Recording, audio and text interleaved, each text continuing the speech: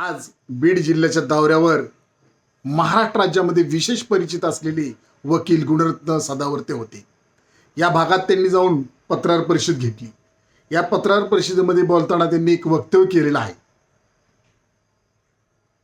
आरोपी वाल्मिक कराडला ते माननीय वाल्मिक कराड असं म्हणत आहेत। पुढे जाऊन ते म्हणाले, याच वाल्मिक कराडांनी बौद्ध आणि शोषित समाजाला मदत केलेली आहे। परंतु मी त्यांना सांगू इच्छितो की मुळात बौद्ध समाजाला कुठल्याही मदतीची गरज नाही, कारण बौद्ध समाज हा स्वावलंबी आणि स्वाभिमानी आहे।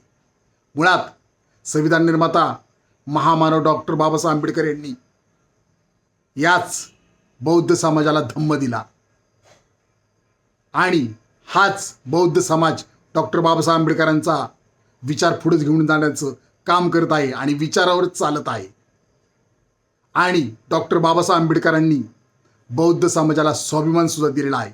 त्यामुळे बौद्ध समाज स्वाभिमानी आहे आणि बौद्ध समाजाला कोणाच्याही उपकाराची गरज नाही।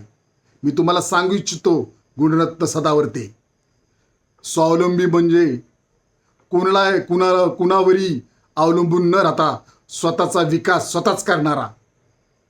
त्यामुळे ध्यानात ठेवा, बौद्ध समाज कुणावरच अवलंबून नाही, तो विकास स्वतःच करतो, तो स्वावलंबी आहे, हे ध्यानात ठेवा।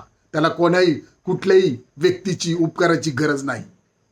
त्यामुळे तुम्ही जे वक्तव्य केलेलं आहे अत्यंत चुकीचं बौद्ध समाजाबद्दल वक्तव्य केलेलं आहे। त्यामुळे यापुढे बोलताना तोंड सांभाळून बोला। तुम्हाला वकील गुणरत्न सदावर्ते यांना त्यांच्या मेंदूला पोलिओचा डोस देण्याची गरज भासत आहे। एवढंच मी तुम्हाला सांगू इच्छितो।